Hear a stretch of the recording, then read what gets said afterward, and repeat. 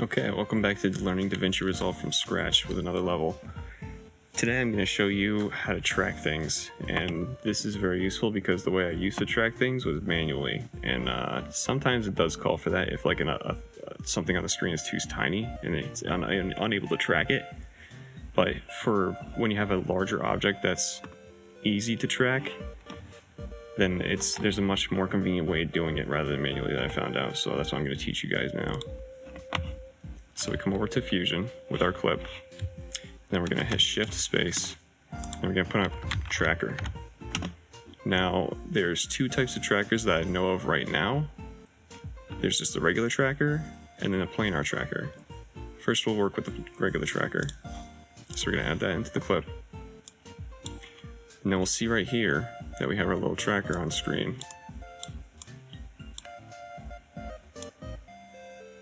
So we're going to take our tracker, put it right on my face, and we're going to adjust the size of it.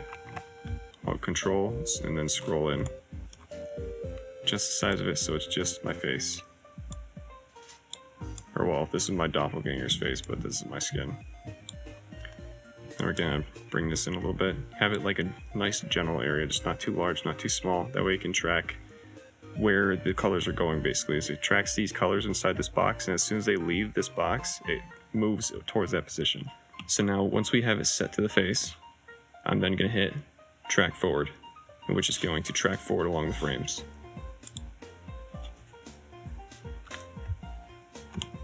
Zoom out a bit. This is because I was moving around with my character, so my screen was moving a bit, but I would like for it to remain on this guy. Now it's going all over the place, so let's stop there.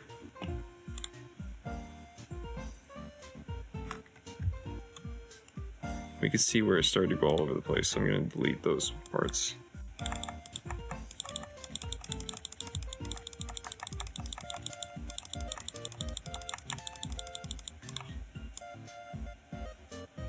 There's got to be a fast way to delete those. That just takes forever, I don't like that. There's got to be a faster way to do that.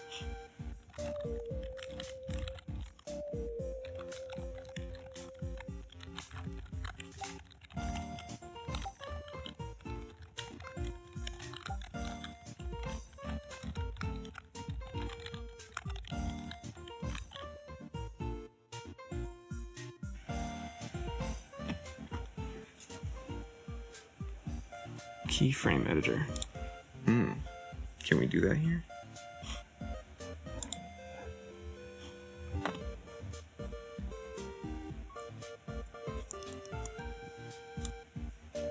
Oh, there we go. Now I can start to see them. Is there a way to zoom in more though? Oh, there we go. If you hit Control and then scroll with the mouse wheel, you can zoom in more. So this is the part where I want to delete them. Just these ones. Yes. Hey, okay, nice. See, open up the keyframe editor, zoom way the hell in, because it seems to take the entire video instead of the clip. Yeah. And then you can hit Control and scroll to zoom in even more. And then you take a selection of them and you can delete them. I'm not going to delete those ones because I want to keep those ones, but there you go. That's pretty cool. Okay, that's way more convenient. Thank goodness. All right. Rather than deleting one at a time, you know, that's terrible. Okay. Now we have our tracker set. Then we're going to come over to Options. And we're going to change the option to Match Move. And right here, we're going to want background only. This will cause it so that way it tracks our face perfectly. We can come back over to here and see it's working great. Working absolutely great. Alright, now say you want to attach an image to track instead of tracking their face, having something follow their face. Instead we would bring it back to normal, which is foreground over background, that way it's centered. Just like how it was before. It's still tracking though, so we're going to take our image, bring it into the node space, then we're going to attach it to the tracker. And since we're already on match move, we can see the arrow. If we were on none before, or like if we just made the tracker, you wouldn't see it. So you bring it to match move, foreground over background, you can see the arrow now. However, if you hit play, the arrow's moving slightly, but it's not following properly. For it to follow properly, we would need a transform. So we're gonna hit shift space on the median 2, transform.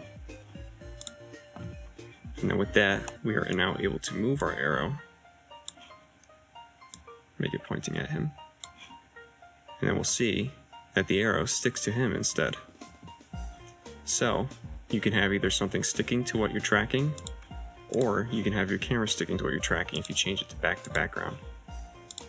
Of course, if you do this method, you'll need to zoom in far enough that way you don't see the outer edges of your alpha transparent layer in the background.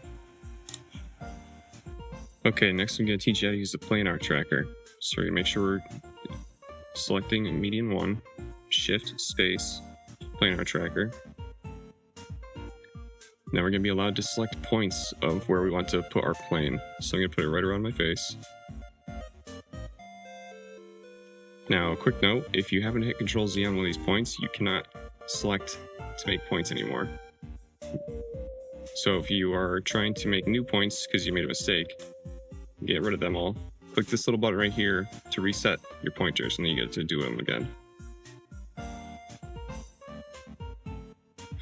So now we have our plane.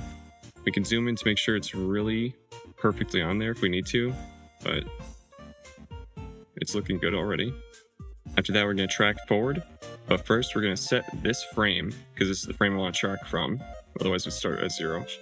And then we're going to track forward, track to the end, zoom out of it. You'll see it's creating a bunch of points, and also it might not be working properly. What the hell? 1 second. Alright, this time I'm going to try and give it a bigger area to work with, rather than just my face, because I'm going to track the whole body, because all I need to track is this guy anyways. So we have that set. We go to our set frame, track forward, zoom out to see it. There we go, now it's sticking to him better. Okay, now that we have him tracked, we're going to go to stabilize, and it's gone. Except for that little piece right there. What? What happened? Oh my god, it's shaking. Okay. Why is it rotating? 1 more second. Let's try hybrid point area. And instead of perspective, as if you're looking through an eyeball at an object, let's try translation as if you're looking at a picture, like a flat picture. And see how that does. Set frame, track forward, zoom out a bit so you can watch it. And already it looks like it's being more stable, like just a regular shape on a paper rather than a 3D object moving in a 3D space. Alright, let's stop it there. So we tracked a bit farther than we want to, but we know how to fix that. Keyframes. We're going to find exactly where we want to stop tracking. Right about there is a good point to stop, because then I'll zoom out the camera. Delete all these. We're good to go. Take off keyframes. And now that we did hybrid point area translation, let's see how it does. Stabilize. And check it out. Yep, now it's not wiggling even. We have to compute stabilization because that was not good enough. We don't want to be wiggling. That's much better. Well, now you know how let's just double check, make sure the very ending's good working too. Because if I run into a mistake, I want to be able to fix it in front of you guys. That way, if you run into the same mistakes, you'll know what to do. Because there's a lot of tutorials out there that they don't show them messing up in the background. They just show straight to the point. They don't show the hard shit that it took to get there. They don't show the mistakes they made. None of that. And I would like to show more of that. That way, if you guys run into those problems, you can help figure it out as well. But yeah, that's how you use both the trackers, and I hope you enjoyed this one. Goodbye.